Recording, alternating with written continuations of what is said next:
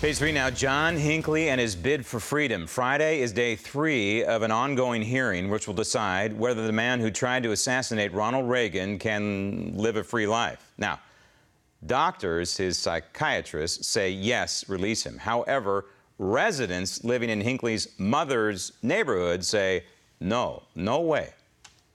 The majority of people don't want him back here. They just don't want to take the chance. This is worrisome.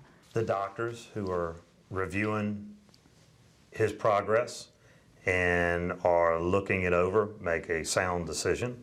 The things in his mind that drove him to do what he did, nobody can convince me those things are no longer there. I don't think they should fear him because I don't think, you know, that he's a danger to anyone. He never did anything out of the way, anything abnormal. He was just always a kind, sweet, gentle soul. Now, Hinckley is released from a mental hospital for about 2 weeks a month. He stays with his mother in Williamsburg, Virginia. Of course, Hinckley was found not guilty of trying to kill Reagan by reason of insanity. Now, on that day, March 30th, 1981, one man held the life of the 40th president in his steady hands. Thoracic cardiovascular surgeon Dr. Benjamin Aaron. Joining me now from Southern California is that man, now retired, Dr. Benjamin Aaron. Doctor, thank you for joining us. You're very welcome, Jim. Wanted to ask you, you were inside George Washington University Hospital at the moment of truth when Ronald Reagan arrived. What sticks in your mind? What stands out most from that day 34 years ago? I think the first thing that stands out is that the situation was extremely well controlled in the hospital, in the emergency room. We all witnessed the mayhem that occurred in Dallas when President Kennedy was shot, and it was nothing like that.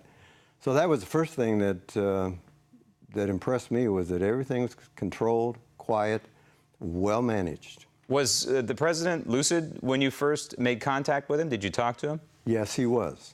And I did talk to him. When we got to the point of making a decision about going to the operating room, I, of course, had the doctor-patient conversation about the general risks and why we're doing it. And he acquiesced, of course. And was he jovial at the time? I mean, obviously this man has been shot, but we know about Ronald Reagan and his propensity for cracking jokes. Was he doing something of that nature, or was he understanding the gravity of what was taking place here? Well, I think at the time I talked with him, he seemed pretty sober. But when he was going to the operating room and his wife joined him, that's when he said something like, "Honey, I think I forgot to duck," or something of that nature. So he was getting it together at that point. But in reality, we almost lost the 40th president, did we not? It was a lot more nip and tuck than most people think. Tell me how so, in layman's terms. That slug lodged in the president's lung, and did that, in essence, well, not save his life, but it narrowly missed the heart, did it not? It did. The issue really got down to blood loss. In the realm of physiological challenges, blood loss is top of the list. The body really starts working hard to control blood pressure through when there's decreasing blood volume, which means shutting down organ flow and that sort of thing. We documented he lost through that episode about 40% of his blood volume. At 30% of blood volume loss, acutely, patients tend to go into what is commonly called shock. Mm-hmm. So, and he did. He expressed that when he went into when he walked into the emergency room and fell to the floor. Essentially had virtually no pulse when they first examined him. Quickly recovered from that and was resuscitated in the emergency room, so that when I saw him, he had blood pressure and pulse and was awake and alert.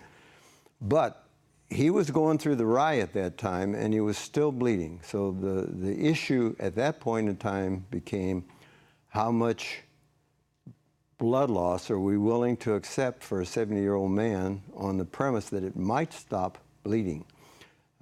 This became a no-brainer at some point along the way after we began to examine him, and we felt it would be in his best interest to go to the operating room and get this thing controlled. And obviously you did your job. You saved his life.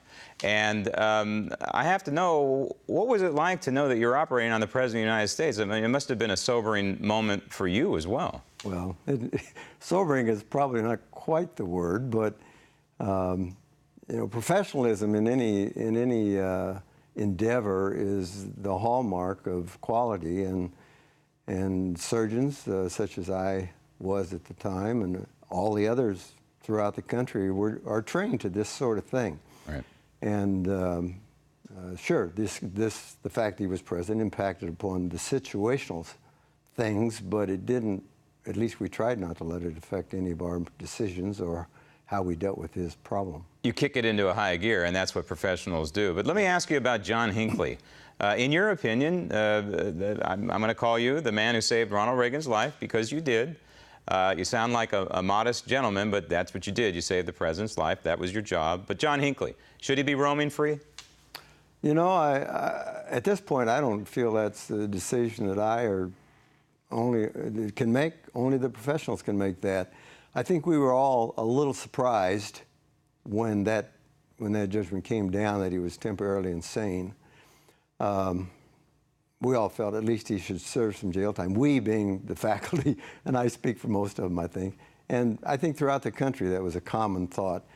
But he's put in a lot of years in confinement now, so you know, we'll have to see how the justice system plays out on that. I don't have a view on it one way or the other. There were no dead people left behind him, and that's where the law comes down on it, and so we have to decide, we have to see how the legal system will handle a situation like this. It's now gone on for 34 years. Just for curiosity, I don't mean to put you on the spot, but I hope you answer this question, because we're out of time. Are you a Democrat or Republican? Oh, I'm a Republican. So Always Ronald have Reagan been. was operated on by a Republican surgeon, which seems fitting. Well, it seems fitting. I don't think he would refuse it, though, if I said I'd been a Democrat. I don't think so either. Doctor, the nation thanks you, and thank you for your work, and thank you for your service, and thank you for coming in. My pleasure.